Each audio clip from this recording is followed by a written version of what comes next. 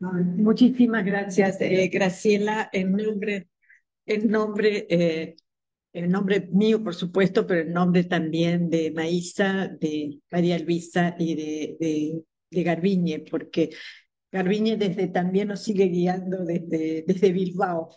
Y muchísimas gracias también en nombre de la comisión para todas vosotras, que es una concurrencia preciosa que estamos teniendo hoy y nos alegra muchísimo. El trabajo da a veces frutos muy bonitos. Para mí es un placer presentar nuevamente a Jessica Rodríguez. Jessica Rodríguez es realmente alguien muy apreciado, muy querido, muy capaz, muy solvente. Ella es una arquitecta, creo que casi todas la conocéis, pero para quienes nunca habéis tenido un taller o un seminario con ella, es arquitecta por la Universidad de Granada y es máster en rehabilitación arquitectónica por la misma universidad. Siempre se decantó Jessica por la intervención patrimonial y la restauración y realizó estudios internacionales tanto en la Universidad de Chipre como en la Universidad de Roma III, donde se formó con el insigne arquitecto Paolo Marconi. También enmarcados en dicha especialización fueron sus estudios. No, tienes que hablar en voz más alta, Perdón. porque no te... No. No, ese no sirve. Tú tienes que hablar. Perfecto. Sigo tu consejo, gracias. Y también ha realizado estudios de posgrado y su etapa como investigadora en el Laboratorio de Arqueología y Arquitectura de la ciudad dentro de la Escuela de Estudios Árabes. Su línea de investigación se ha centrado en el estudio del antiguo parcelario comercial andalusí y su importancia en la creación del tejido urbano de Granada, así como las modificaciones del mismo a raíz de la conquista cristiana de la ciudad. Eh, para Amun ha sido un hito importante, no sé si para Jessica, pero me imagino que también es que nos ha impartido anteriormente dos seminarios que vosotras muchas recordaréis, que es Grandes Arquitectos del siglo XX y Arquitectura y Eternidad, el templo a través de la historia. Estos dos fueron en el año 2018. Y el año pasado fue el muy apreciado taller de otoño Granada más allá de la Alhambra.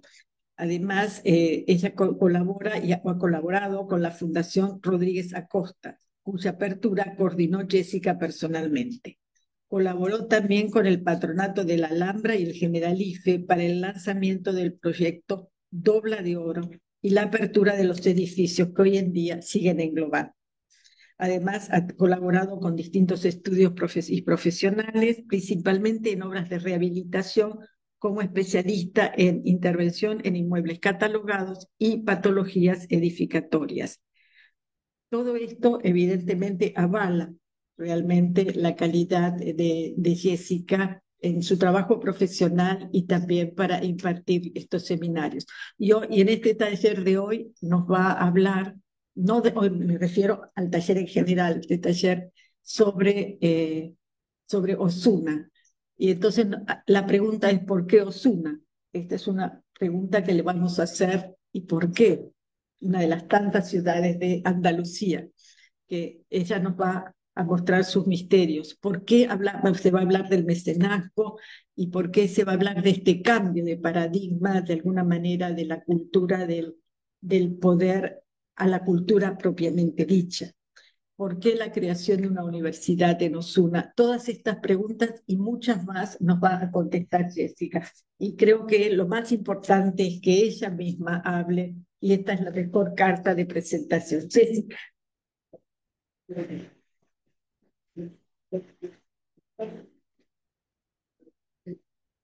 No sé si empiezo desde aquí o... Desde donde quieras. Obviamente, siempre en exceso los elogio y siempre me pongo colorada cada vez que vengo. Casi todos nos conocemos. A los que no he podido saludar personalmente, me alegro muchísimo de veros a todas. Y bueno, bienvenidas una vez más al taller de otoño, este año 2025. Y muchísimas gracias por estar aquí, porque obviamente lo principal es esa aportación y esa ayuda para las becas de AMON. Vamos a hablar de Osuna, como ha dicho Cristina, y bueno, vamos a empezar con la presentación porque yo tiendo a hablar mucho, a adelantarme, así que la presentación también me frena un poquito. Cualquier duda que se tenga, cualquier pregunta, a mí me gusta mucho hablar, entonces paradme, me conocéis muchas, paradme en cualquier momento que no hay ningún problema y cualquier duda la podemos ir viendo. Espero poder resolverla, obviamente, y espero sobre todo que disfrutéis del taller. Eso ha sido un trabajo bastante arduo de la comisión el prepararlo, entonces yo también me uno a ese agradecimiento que hacían, obviamente, por todo lo que se ha trabajado en este año. Y dicho eso, vamos a meternos un poquito en cintura. Voy a intentar que esto se grabe bien y no tocarme mucho el pelo. Y vamos a irnos ya a la presentación. Me gusta levantarme, perdón. Que si luego vemos en la grabación que hace tan algo, que pues para las siguientes clases lo olvidamos. ¿Se ve? O con la luz de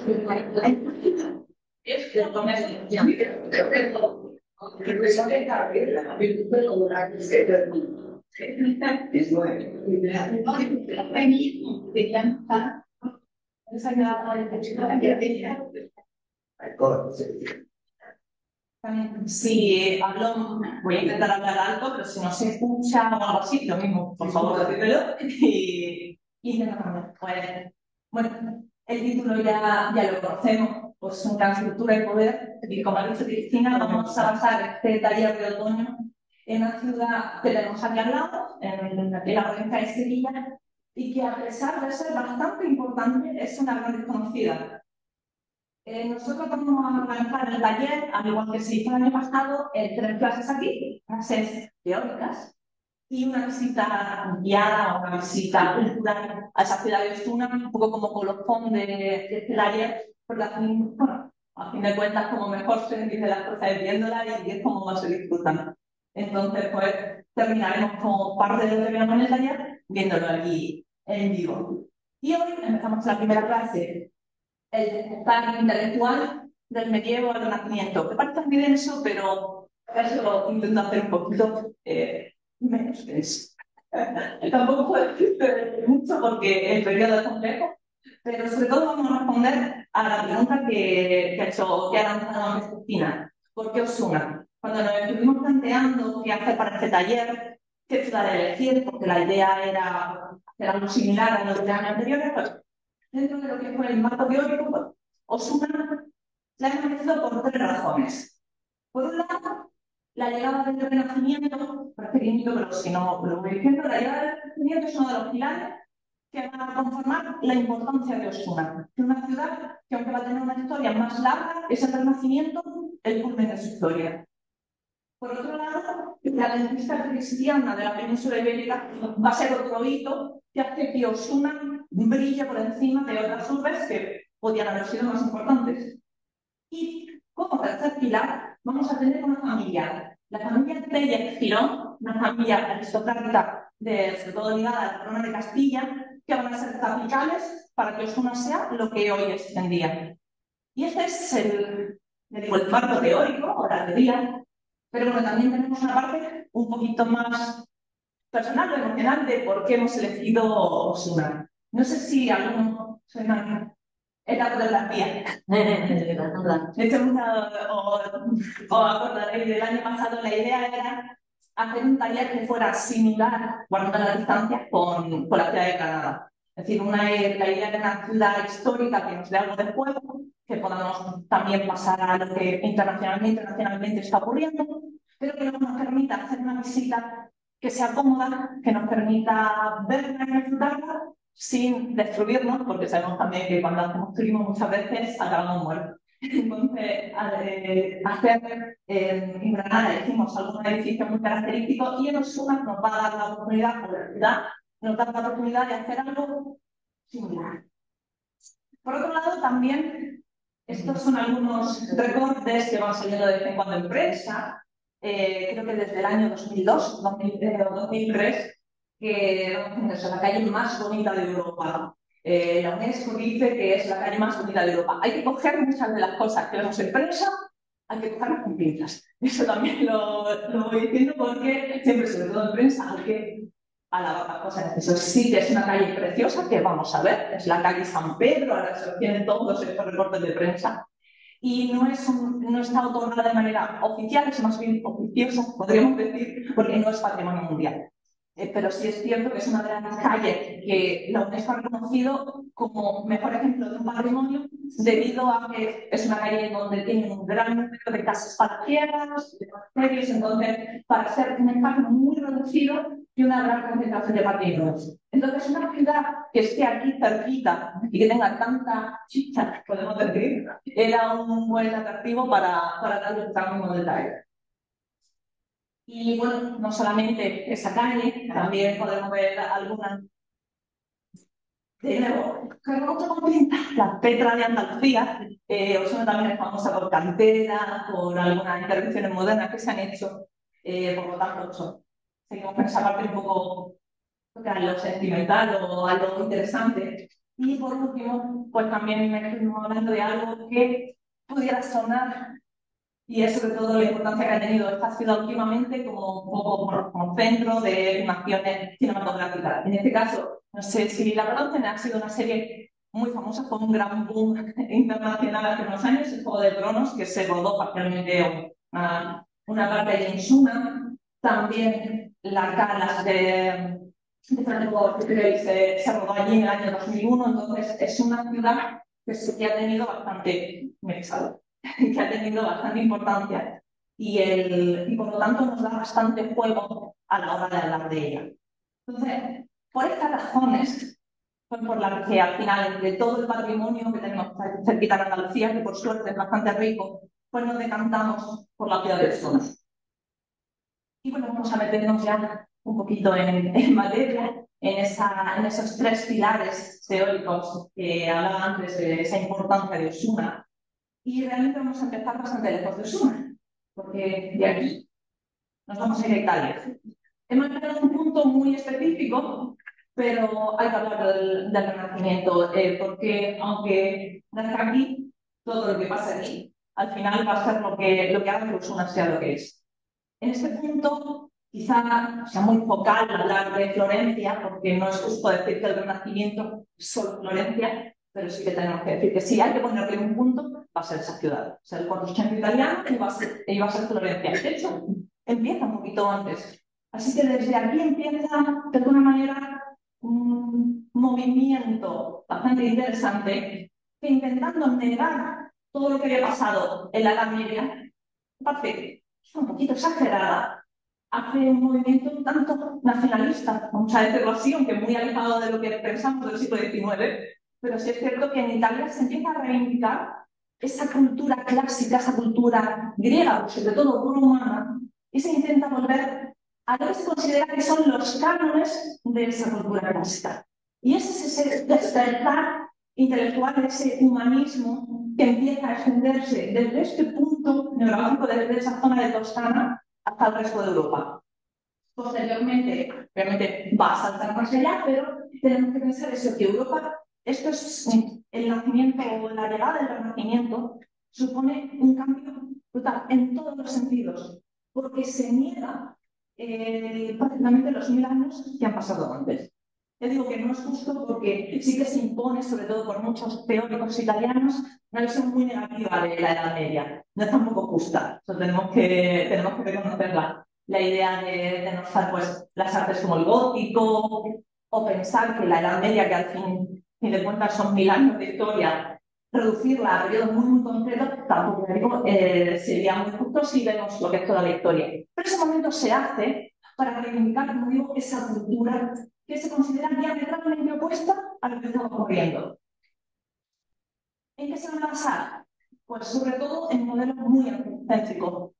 El hombre va a empezar a estar en el centro de todo y como tal ese humanismo va a cambiar la idea de relacionarse o de relacionar la sociedad y el mundo con la cultura, con el arte, con el saber.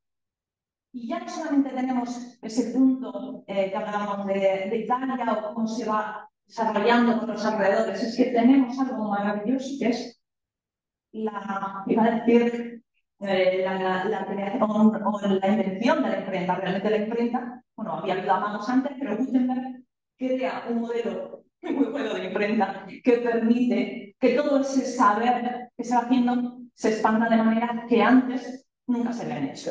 Y el saber circula, se mueve. Ya no solamente se mueven las personas, sino que se mueven los escritos, se mueven los tratados, y eso va a ser bastante importante para que este movimiento, que originalmente podría haber sido algo muy pequeño, muy localizado, se expanda por toda Europa y obviamente posteriormente da el salto a América. Si es cierto que este taller voy a hablar mucho de Europa. Es que nos gusta mucho mirarnos el ombligo a los europeos y en este sentido siento que en esta parte la vamos a tener que hablar un poquito más.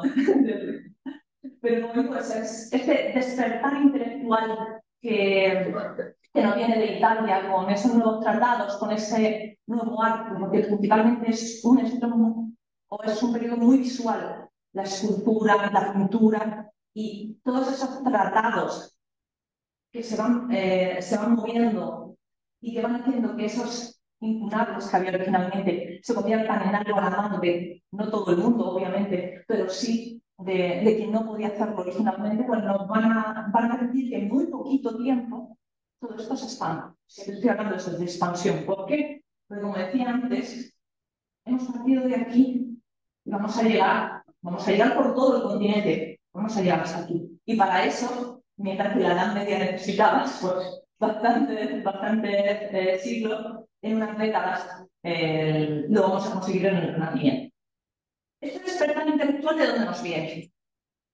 Como decía antes, no tenemos que ser tan negativos o pensar tan mal de la Edad Media, porque se nos vende muy mal, una página muy gris o como muy fuera de la cultura, y no es cierto. Aunque también tenemos que reconocer que hay una parte muy bella, muy visual, cuando pensamos en esos tribunales, en esos monasterios, en esas escuelas monásticas, donde los copistas hacen esas copias de los griegos clásicos. Sí es cierto que el saber principal durante la Edad Media lo tenía la Iglesia y estaba principalmente en catedrales y monasterios. Y ese es el germen de lo que luego va a ser a la cultura renacentista o a la universidad, que en el fondo es a lo que vamos. Esa, obviamente, imagino que conocen los fotogramas, la película Nombre de la Rosa de Chacarón. Y la idea es eso, pasar de este mundo cerrado, o que se considera más cerrado, a una apertura. Y para eso se empiezan a crear las universidades. Y seamos sinceros, no es algo tan extraño encontrárselo en la Edad Media. No tenemos solo, aunque el germen fueran las escuelas monacales y las escuelas catedralicias, no vamos a tener solo eso. Las universidades ya empiezan a existir en la Edad Media. Lo que pasa es que en el Renacimiento se adaptan, se modifican y mutan de manera que en siglos anteriores ni se habían imaginado.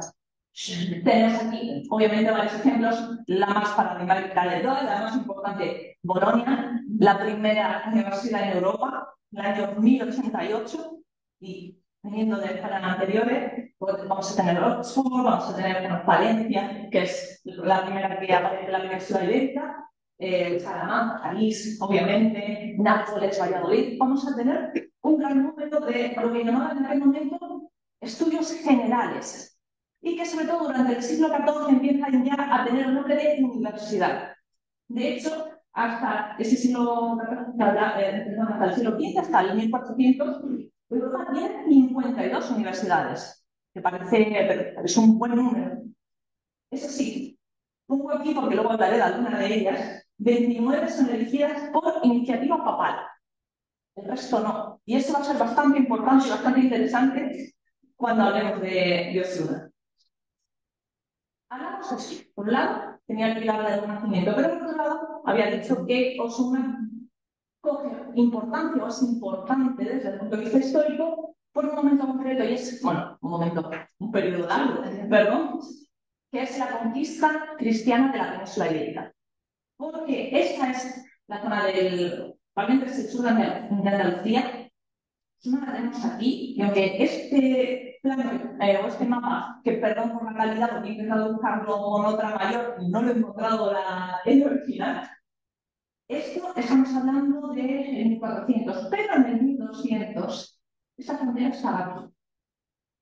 Osuna es un pueblo o una de las ciudades frontera durante siglos entre el reino de Castilla y el reino nazarí de Granada, el reino posterior del nazarí de Granada. Es decir, la última frontera del dominio islámico en la península, Osuna es una de ellas. Entonces, durante un periodo bastante importante de la historia de la península, Osuna va a ser un punto clave porque es ese punto de defensa. Obviamente, esto como decía, la salida o la terminación del periodo islámico en España cambia completamente lo que es la cultura en esta, sobre todo en esta región. Y lo que antes había sido durante siglos una zona de frontera, una zona de guerra, una zona de armas, se queda como una hoja en blanco para hacer lo que se quiera. Porque si algo es importante, eso de hecho fui muy machacona el año pasado en el taller de Granada, si algo es interesante es que el Renacimiento cala muy bien, aquí sobre todo en el sur peninsular, porque como no se tenía una tradición fuerte medieval, porque se había durante siglos, estuvo cambiando todo, pudieron asimilarlo de una manera rapidísima. Y Osuna, al igual que pasó, obviamente Granada es el último punto, pero Osuna te pasa algo similar.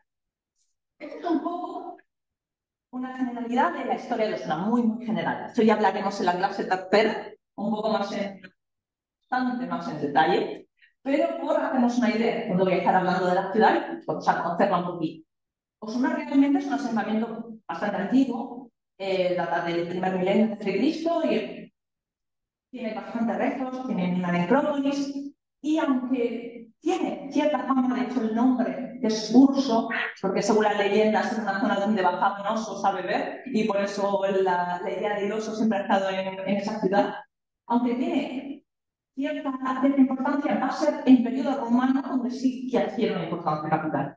Porque durante la guerra civil entre Pompeyo y Julio César, me temo yo que el asentamiento de Osuna se va a la parte de Pompeyo, no sale bien, así que va a tener una refundación por parte de Marco Antonio cuando ya han ganado la guerra y deciden, pues bueno, purgar un poco lo que había y convertirla en una ciudad o una colonia como ellos consideran que debe ser. Y ahí es cuando empieza de nuevo, o más que de nuevo, cuando empieza de verdad a despuntar Osuna como un núcleo importante. ¿Qué es lo que pasa? Que cuando a la terminación del Imperio Romano, sobre todo cuando llegan esas mal llamadas hordas bárbaras, suevos, vándalos, luego visigodos, se produce una destrucción de la ciudad. Ese asentamiento desaparece. Seguramente se quedarían algunas poblaciones, pero muy esporádicas y no ya ese núcleo como ciudad se olvida. En época almorávides y en época islámica vuelven a utilizar la ciudad porque, como muchas otras, ahora veremos un poquito de la geografía de cómo se asienta Osuna, de una parte alta y luego una parte baja. Siempre que hay una ciudad con una parte alta es fácil defenderla, entonces en periodos que sean complejos como estos, siempre es bueno tener un sitio donde poder fortalecerse. Entonces los almorávides vuelven a utilizar ese asentamiento justamente porque decía antes, es fácil defender y cuando la frontera va bajando, esos asentamientos son los que cogen más poder. Pero realmente en época medieval no tiene mucha importancia, la época islámica, Osuna tampoco tiene mucha importancia hasta que ya se nos metemos en periodo cristiano. La conquista Fernando III, poquito después de conquistar Sevilla, y ahí es cuando se convierte en un núcleo, o cuando ya empieza a ser un núcleo potente. ¿Por qué? Porque se la entregan a la orden de Calatrava, esa orden militar y religiosa que se encarga de defender esa frontera o se encarga de defender el cristianismo. Esa es la parte teórica. Y estamos hablando de 1664, pero en el siglo XV, que es lo que nos interesa, es que asentamientos en una ciudad, como lo tengo aquí, pasa a una persona, Pedro de Girón, que es el maestre de la orden de Calatrava y que cambia unas posesiones que tienen Córdoba por este. Y esto va a ser lo más importante para Osuna, porque de manos de esta familia se va a convertir en la ciudad más importante del departamento sevillano.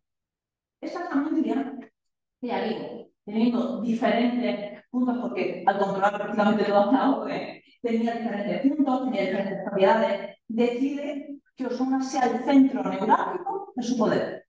Y van a ser una familia que ambiciona bastante poder. Y durante la historia se convertirán, de hecho, en la familia con más títulos nobiliarios que ha habido en España. Así que una familia, obviamente, con un poder más que considerable. Y que decidieran que Osuna iba a ser la muestra de ello, bueno, obviamente va a darle esa importancia clara.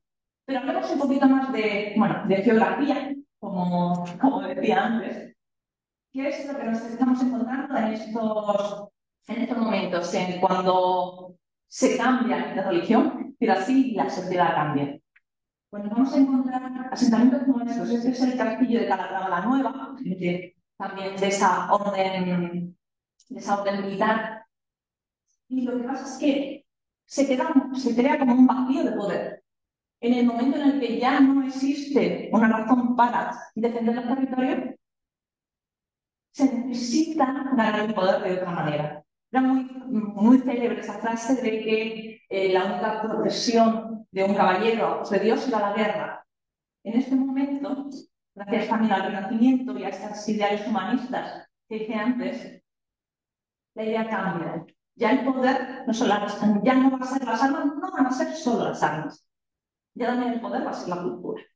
Y eso va a ser importante porque quería enseñar algunos asentamientos, algunos pueblos, algunas ciudades de toda esa frontera que he enseñado antes en el plan. Esto es Alcaudete, esto es Alcalá la Real, es el Paleta de la Mota, y si vemos, todos tienen algo en común.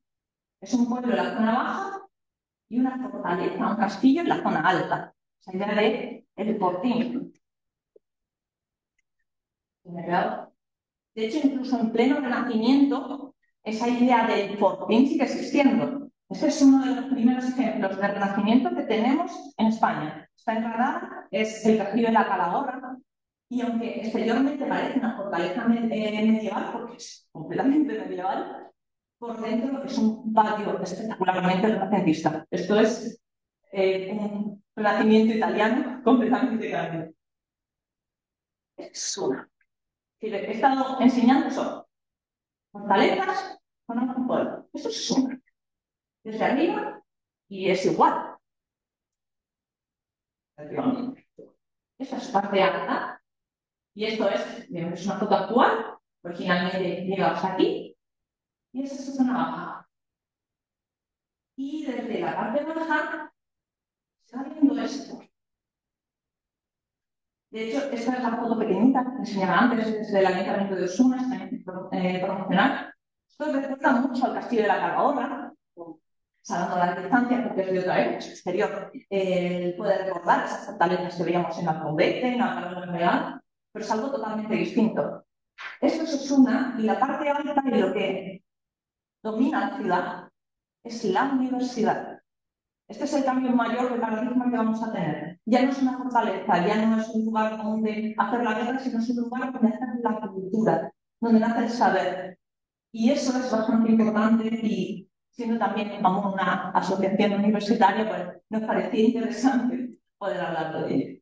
Este es el interior de la universidad, que veremos allí. Como decía antes, lo mismo que pasaba en la Calahorra, tenemos una imagen exterior de fortaleza prácticamente, pero en el interior tenemos esa delicadeza de la arquitectura renacentista, esas columnas que parecen volar, esos patios que quieren flotar y que obviamente yo tampoco con la idea, al menos en España, que se tenía una arquitectura más pesada a la hora de hablar de época medieval. Y vamos a terminar este primer resumen con 3 puntos de la península. Primero me fui a la Toscana, luego me he ido a la frontera, ahora me voy a estos 3. Son Ureña, el monte y nuestra Osuna. Realmente tiene que aparecer. Aparecen estos 3 puntos porque ahora voy a hablar de la familia Tellez-Girón, que es ese tercer gran pilar que hace que Osuna sea lo que es, o que sea lo suficientemente importante para merecer al menos un taller de amor. Belmonte es donde nace Pedro Tellez-Girón, que es ese maestre de la Orden de Calatrava, y que es hermano de Juan Pacheco, realmente él se cambia el apellido porque su hermano va a coger los dominios de su padre y él quiere los de su madre en Belmonte y por eso coge el apellido de su madre. Te hicieron. Por eso es el cambio, pero realmente estamos hablando de la misma familia. Estamos hablando de una familia que está completamente pegada a la corona de Castilla. Primero el que fue hermano mayor de Isabel la Católica y luego, y a partir de ahí, han ido acompañando a todos los reyes, tanto castellanos como luego de la corona hispánica, cuando se titularon. Pues él nace en Belmonte, posesión, como decía, de su madre y que él hereda. Pero es que gracias a tanto el poder de su familia como, bueno, también obviamente su mano en la corte, recibe Osuna, cambiándola por otras propiedades, y Ureña. Y de Ureña, de hecho, es lo primero que recibe el primer título como condado. Esa familia se convierte en los primeros condes de Ureña. Y posteriormente se convertirán en duques de Osuna, que será, como digo, lo que haga que esa ciudad emerja como es un punto focal donde todas las ciudades de la corte quieren tener un palacio, donde muchísimos se trasladan y donde se crea un punto de cultura para adaptarse a sus nuevos tiempos. Este es el escudo de la familia y sí que tenemos que decir que es el estandarte de su poder. Es lo bueno de haber cambiado ese paradigma en el Renacimiento y ya, aunque es una familia que adquirió poder gracias a la guerra, porque obviamente su defensa de los reyes castellanos, su defensa también de haber sabido elegir bien el bando, seamos sinceros, le dio mucho poder. Una vez que lo consiguen, obviamente la idea es mantenerlo y no mantenerlo con más guerra, siempre se hace, pero sobre todo mantenerlo mediante esos elementos, mediante sobre todo un enorme mecenazgo que haga que la sede de su poder, que es el ducado de Osuna, brille. Sí, van a tener posesiones por toda España, pero como digo, Osuna obviamente va a ser el centro de todo.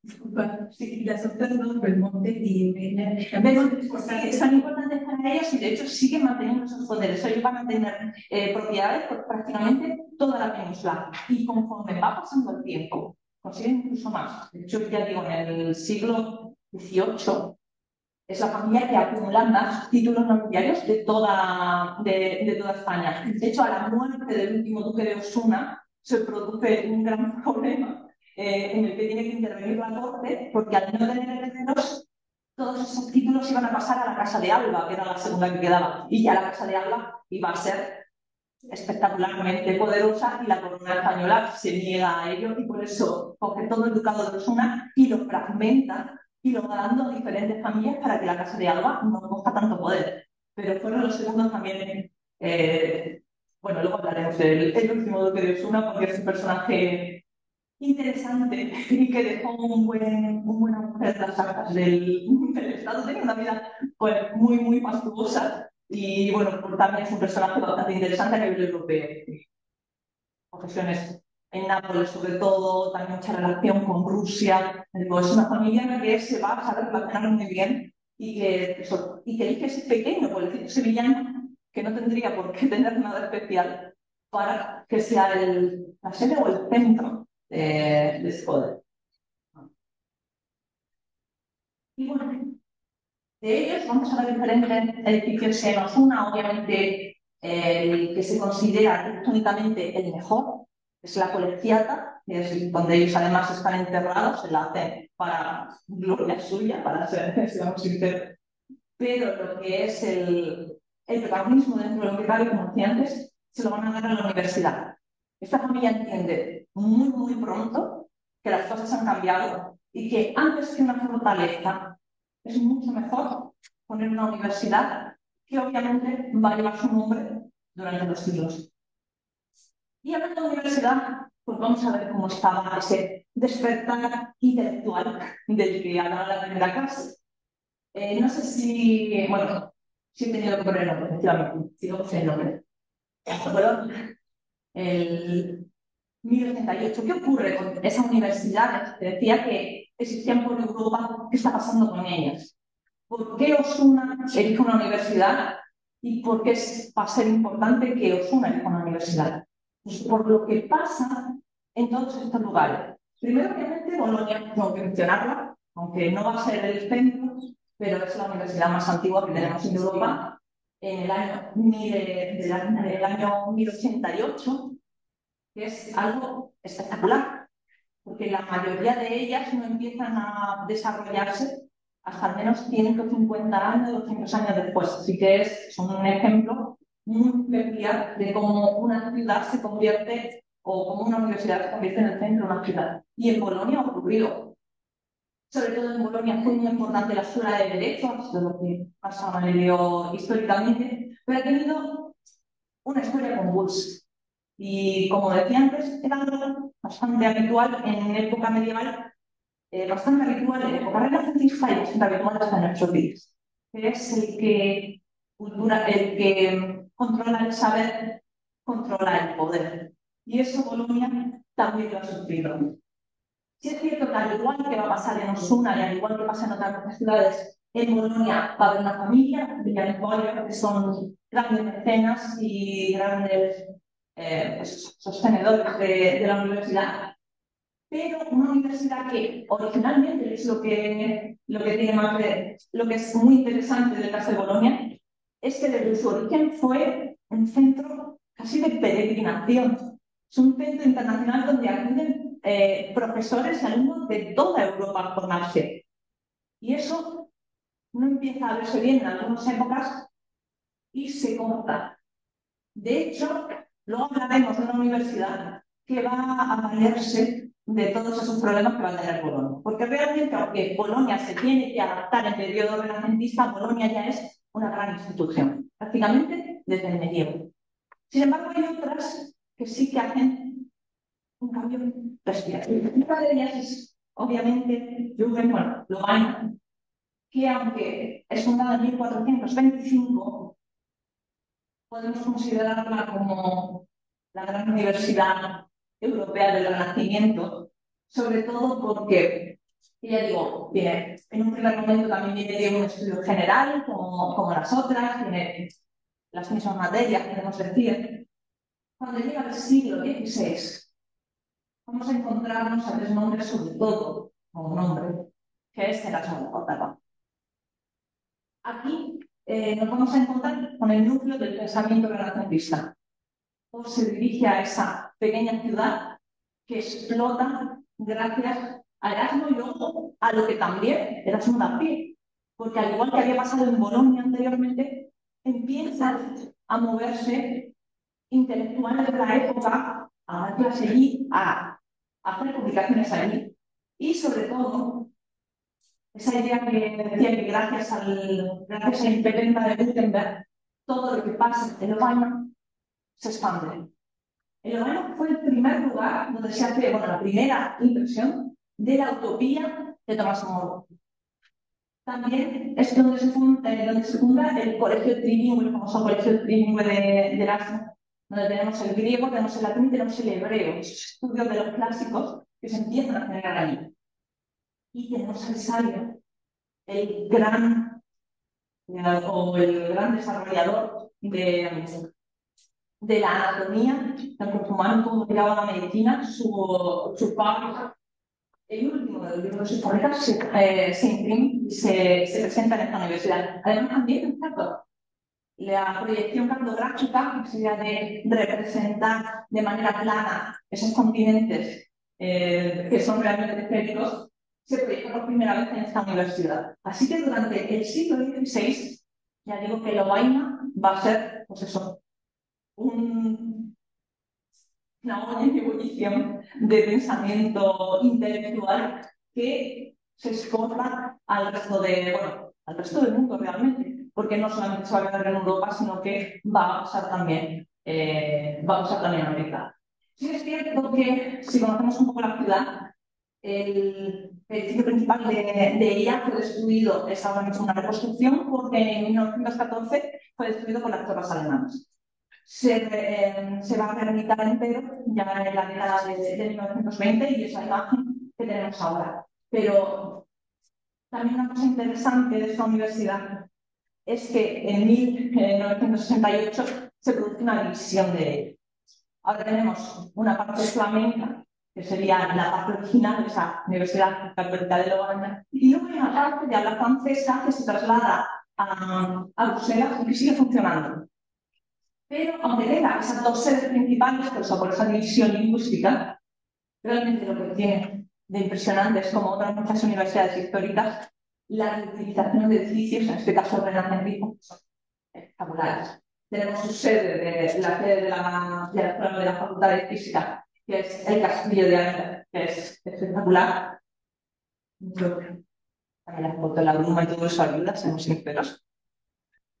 Pero lo que es más importante, más emblemático, es obviamente su biblioteca y la obra de su biblioteca. Ya digo, destruida, pero gracias a una barbaridad de donaciones, sobre todo de familias estadounidenses, se puede volver a poner en pie en 1928 y a día de hoy, ya digo, es la imagen por excelencia de esa universidad y además es un lugar, por suerte, lleno de vida que sigue exportando cultura. Aunque, obviamente, ese culmen lo vamos a tener en el siglo XVI. No es la única. Aquí hablo de Padua. Realmente, lo estoy haciendo en orden cronológico, pero tendría que haber hablado de Padua al hablar de Bolonia. Bolonia fue la primera, pero Padua es la que mejor sabe crecer. Padua realmente se crea como también era un estudio general, pero aunque está fundada, se considera que está fundada en el año 1222, realmente no tiene ninguna autorización para ser un estudio general o para ser una universidad. Lo que pasa es que Bolonia empieza a ser controlada y esa forma de coartar la libertad les parece intolerable a muchos profesores y a muchos alumnos de Bolonia y salen huyendo. Y el magistrado principal de Padua, Giovanni Cristalapomo, que es un hombre bastante inteligente, decide invitarlos a su ciudad y que se queden en diferentes edificios para que se cree un estudio. Posteriormente van a conseguir el apoyo papal, pero ya digo, en un primer momento no tienen apoyo de nadie, lo hacen porque sí. Pero se convierte sobre todo en una escuela de derecho en un primer momento, como decía antes, Bolonia, sobre todo era importante por el derecho, pero muy pronto comienza a desarrollar una cátedra de medicina, y eso va a ser importante sobre todo en época renacentista. Aquí sí quería comentar una cosa que me parece interesante de Padua, porque al contrario que en muchas ciudades, y al contrario de lo que vamos a ver, por ejemplo, en Osuna, que es que durante la época renacentista se crean pequeñas sedes, pequeñas universidades, la cultura se expande, como decía antes. En el caso de Padua pasa lo contrario. En 1405, Venecia conquista la ciudad, parte de los territorios de la Serenísima, y Venecia decide que sus estudiantes van a estudiar en Padua y en ningún otro sitio. Todo se acaba, solo existe una universidad, solo puede existir una universidad, y esa es la de Padua. Venecia, de hecho, tiene ahora mismo una universidad y es completamente moderna. Verona tenía un estudio general en época medieval y lo cancelan. Nunca adquiere el título de universidad hasta ya en época moderna, o sea, posteriormente a la caída del poder veneciano. Así que hasta el siglo XIX prácticamente no vamos a tener más universidades en toda esa zona de Italia. Por deseo expreso de Venecia, de tener una universidad con la idea de que fuera tan importante que ninguna otra le hiciera sombra. Y eso es peculiar cuando ya digo lo que intentan hacer la mayor parte de todo de las familias, de los papas durante todo ese periodo, ya crear muchos centros justamente para dar importancia a la cultura. Pero bueno, volviendo a lo que es la universidad, obviamente, si estoy hablando de Padua, porque lo más importante va a ser la reforma que se haga de la universidad y el pleno Renacimiento. ¿Qué pasa en Padua? Pues que al igual que nos pasaba en Lovaina, vamos a tener nombres propios con bastante. Nicolás Copérnico fue uno de los estudiantes y desarrolladores de todo su trabajo allí. Vesalio empieza a publicar sus fábricas a lecciones de anatomía, el tratado de anatomía lo empieza a publicar allí, aunque luego termina en las universidades. Y Galileo también pasa buena parte de su vida, con 18 años, en la Universidad de Padua. Así que van a estar ligados, sea la enseñanza, es decir, sea como alumnos, sea como docentes, van a estar ligados a esta universidad. La sede es un palacio renacentista, lo vamos a ver, es el llamado Palacio Bo, que originalmente era la propiedad de una familia que se dedicaba a mamíferos y por eso es por lo que tiene también la caza de toro, la idea bovina en la Universidad de Padua. Es un ejemplo precioso, ya digo, de arquitectura renacentista, con esos espacios columnados, esa idea del cortile, que de alguna manera podemos decir que es una mezcla, porque si hablamos del saber en época clásica, en el fondo es lo que decía el Renacimiento, volver a lo clásico, antes no se iba a aulas, antes era la idea de las escuelas abiertas, de los foros abiertos. En época medieval se va todo cerrado, se va al monasterio, la idea del pequeño espacio, y sin embargo en el Renacimiento vamos a tener un edificio, pero siempre vamos a tener esa idea de la luz, esa idea del cortile central, que además vamos a encontrar en casi todas las universidades. Son algunas fotos más de esta sede, que ya digo que es preciosa dentro de lo que debe ser estudiante en Padua, merece muchísimo la pena. Y cosas interesantes, solo dos interesantes de esta universidad. En Padua se crea, no el primer jardín botánico, porque ese se hace en Pisa un año antes, pero el de Pisa lo trasladan. Este es el único que desde 1545 sigue en el mismo lugar y de hecho sigue ligado a la universidad. Y como decía antes, obviamente una parte fundamental es necesaria, es la idea de la medicina, de la anatomía. Y aquí es una imagen que además todos tenemos en la cabeza de cómo se estudia anatomía y cómo se disecciona un cadáver para conocer el interior del cuerpo humano. Eso nace aquí.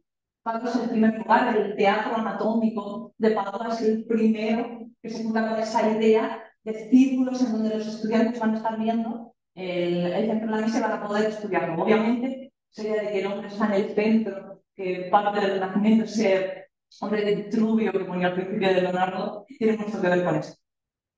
También, obviamente, no va a ser muy sencillo llegar hasta este punto, lo podéis imaginar, pero sí que se hace.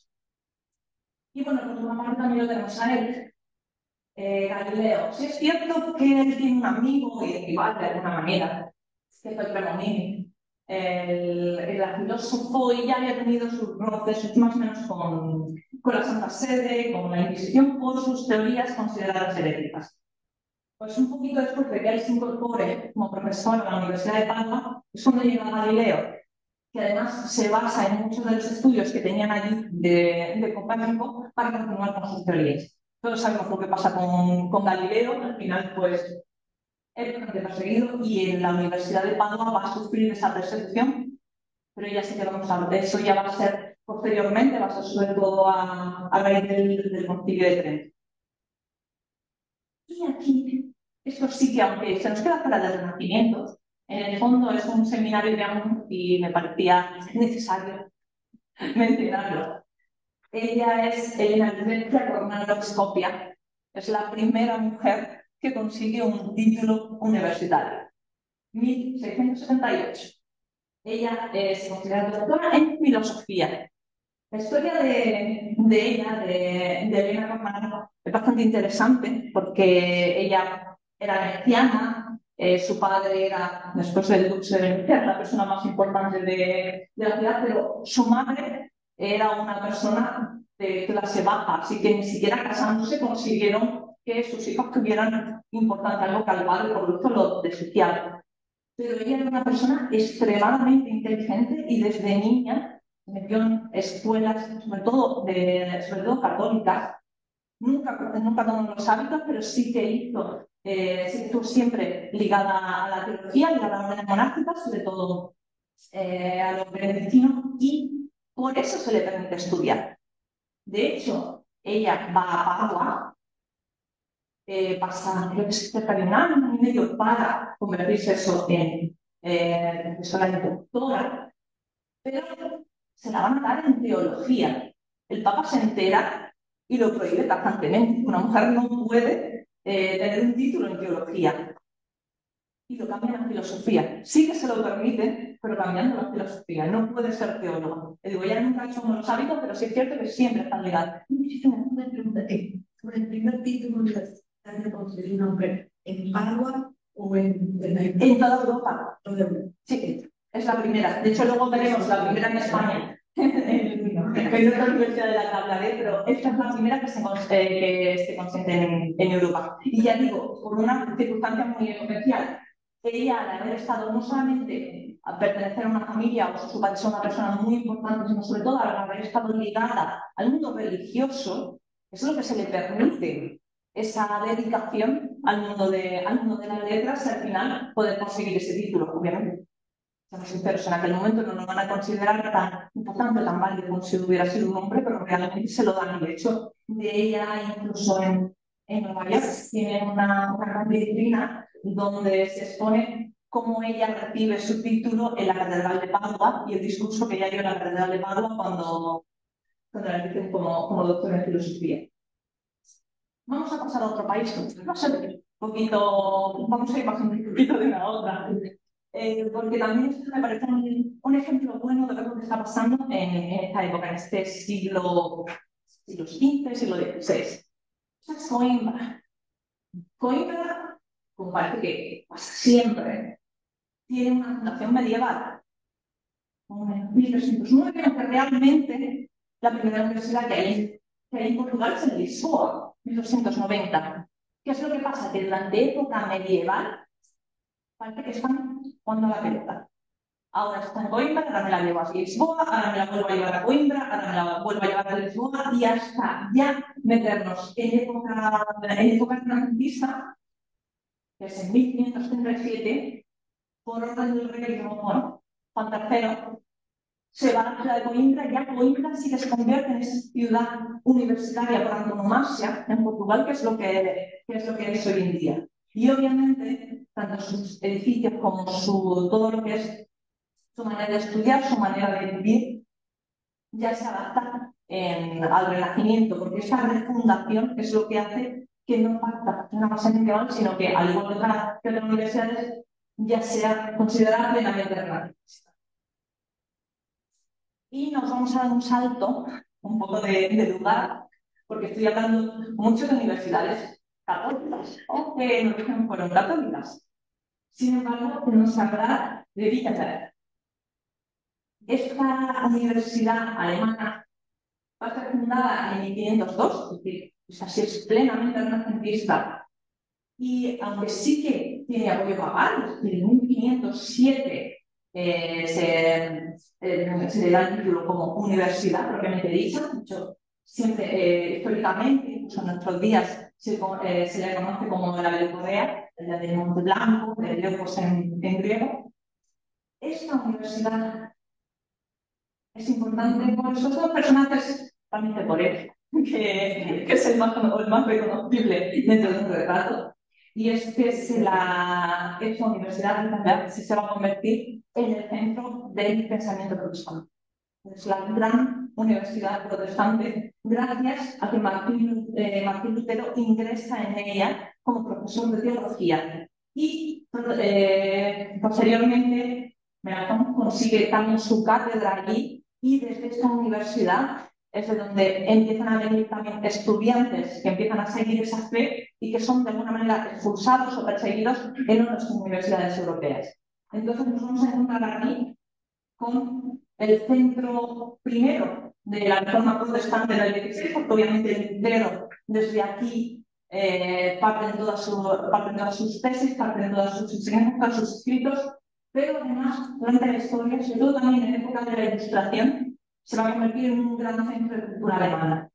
Eso sí, en Wittenberg le va a pasar lo contrario que a Padua, que cuando llega el 19 empiezan a florecer a su alrededor, parece más como el rezo. Se une a esta ciudad ya en Prusia y se convierte en una universidad unificada. Y Wittenberg, que históricamente era la sede más importante por esa historia con Lutero, deja o pasa a un segundo plano.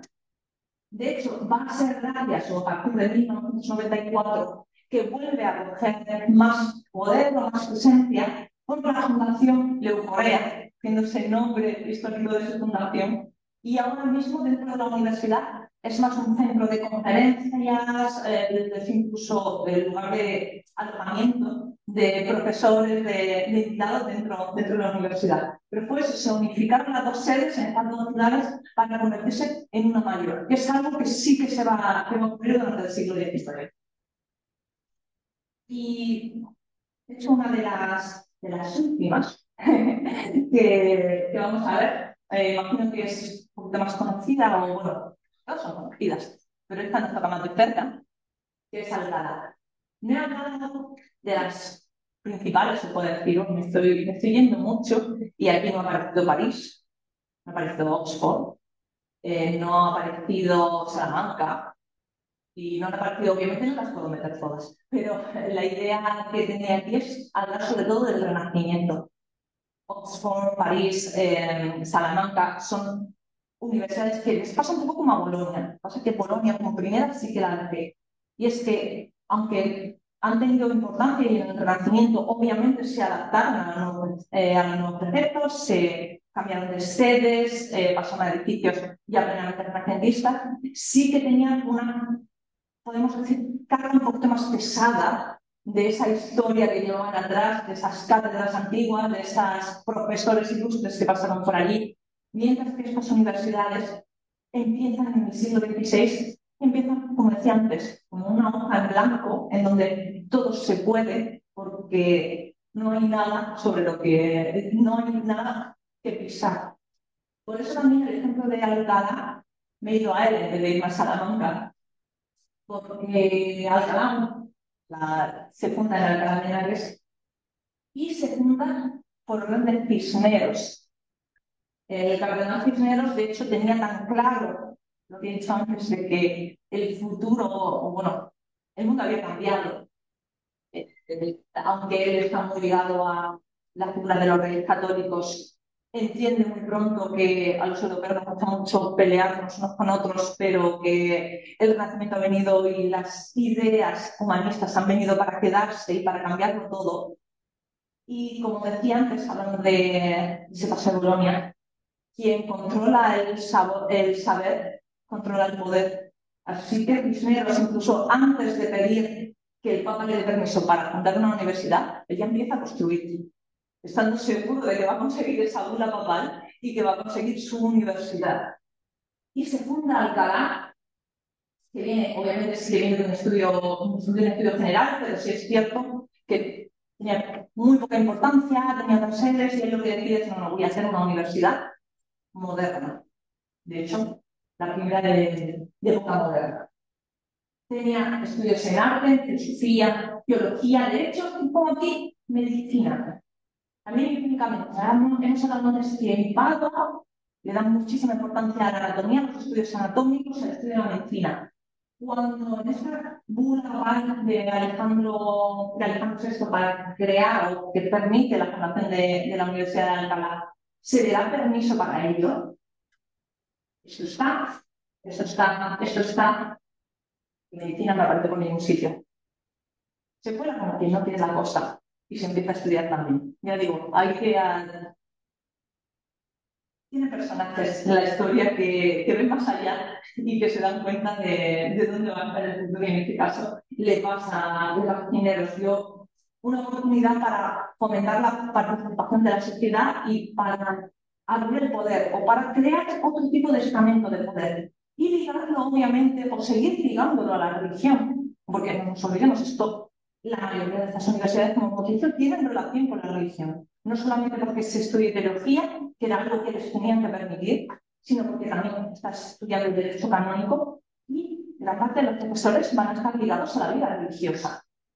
Él lo que intenta es que siga así la cosa, y que incluso las nuevas artes, o las artes liberales, como empiezan a llamarlas, sigan también la senda de la Iglesia. Incluso antes de meternos en el periodo de la Contrarreforma, ya se está buscando eso. Yo digo que en este momento, como que parece que la Edad Media era algo que iba muy lento, muy pausado, y en el Renacimiento parece que se pisa el acelerador y que todo parece ir por delante incluso de todo.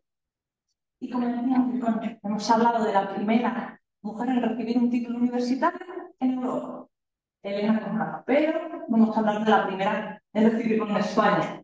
Aquí la tenemos, María Isidra de Guzmán y de la Cerda, obviamente, también ligada a la familia aristocrática, sí, lógicamente que fuera de otra manera. Ella tiene el grado de doctora y maestra en la Facultad de Artes y Letras Humanas. Nosotros ahí, que esa de las artes y de la filosofía, es donde se empieza un poco a abrir a la mujer. Sí es cierto, y eso me da una rabia enorme, porque a ella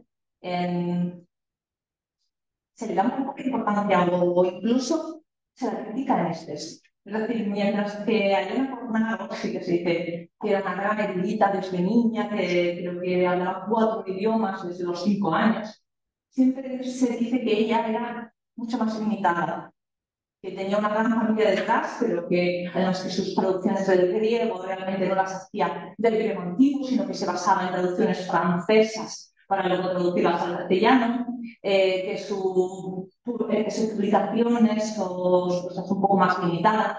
Consideramos que ella murió a los 35 años, tampoco es que le diera tiempo a tener una larguísima vida, pero es irónico como se pide o como se intenta un poco no fue la primera mujer, pero no era tan buena. En el fondo, esa idea de que para tener tenía que ser espectacular, o sea, es que se le podía permitir a cualquiera tener cierto grado de mediocridad, parece que a ella se la sataniza por no ser perfecta. Y realmente eso es una mujer bastante interesante, con bastante obra, pero que muere muy joven y realmente pues, esas traducciones del griego no son lo más perfecto del mundo, pero no, nadie debería tener que ser perfecto para tener un título universitario.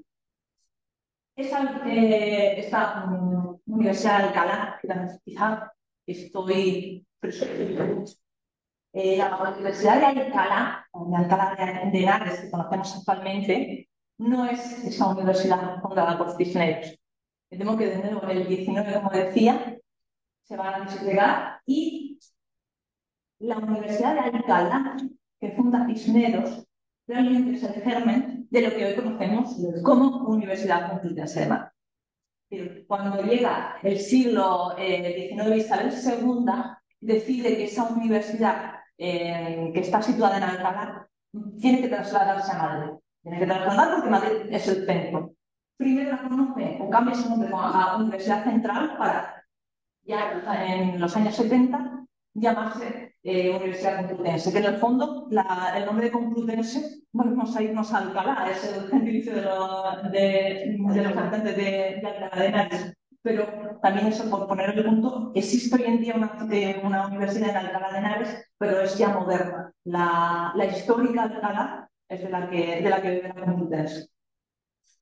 Y además, bueno, en Alcalá sigue estando, ya ha cambiado, pero esa sede es espectacular y maravillosa. Es uno de los edificios más bonitos que tenemos en el país, sin duda. Y bueno, esta es, si te explico, he hablado de lo que está pasando en toda Europa para aterrizar aquí. 1548, el cuarto conde de Ureña decide que esa ciudad que le haría a sus antepasados, que está engalanando con diferentes palacios, necesita una muestra de poder. Algo que diferencia a su familia de todo lo que tiene alrededor. Y por eso, en ese año 1548, recibe el permiso para fundar una universidad en eso. Y ese es el germen de nuestra visita en nuestro taller. Y es que de todo lo que hemos visto hasta ahora va a ir bebiendo y va a convertirse en este edificio tan raro, que parece una fortaleza, también tengo que decirlo, lo veremos con detalle, pero muchas partes son reconstruidas, sufrió bastante deterioro en diferentes periodos, creo que no le siento nada a mí, me digo a la ciudad en general, pero a la universidad en particular. Y ese es el germen de esta universidad. Ya si es plenamente renacentista, ya si se va a ir a esos preceptos completamente humanistas y sobre todo va a ir con la idea de mecenazgo y luego una familia poderosa. Porque tenemos que pensar todo el tiempo en que el mundo ha cambiado y ahora el poder se encuentra dentro de este tipo de edificios. Eso sí, esa parte la vamos a ver en la siguiente clase del taller, porque si no, me lo voy a comer todo muy pronto. Entonces, vamos a centrarnos en la Universidad de Osuna y en los centros de mecenazgo y en estas familias de mecenas en la segunda clase, y sobre todo vamos a ver lo que pasa en España.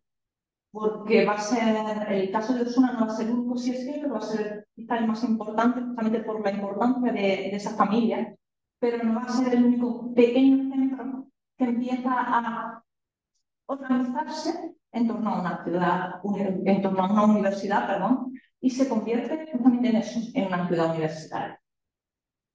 Así que, yo siempre la gracia al final.